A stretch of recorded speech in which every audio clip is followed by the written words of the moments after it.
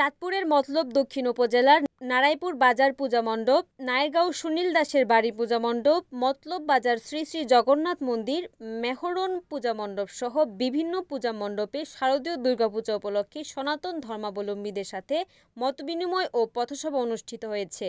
এ সময় প্রধান অতিথি হিসেবে উপস্থিত ছিলেন চাঁদপুর ২ মতলব উত্তর দক্ষিণ আসন থেকে বিএনপির মনোনয়ন প্রত্যাশী ও চাঁদপুর জেলা বিএনপির যুগ্ম সাধারণ সম্পাদক তানবীর হুদা।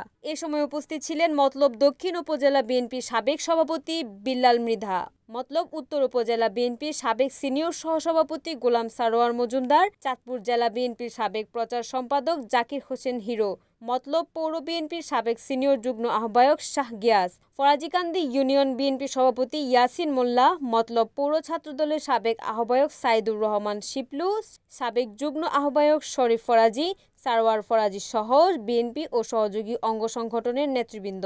আজকে মতলব বাজারে এই অত্যন্ত সুপরিচিত ও ঐতিহ্যবাহী জগন্নাথ মন্দির পূজা মণ্ডপের সম্মানিত সভাপতি আমাদের গণেশ ভৌমিক সাহেব, সাধারণ সম্পাদক সুকুমার ঘোষ সাহেব উপস্থিত আছেন।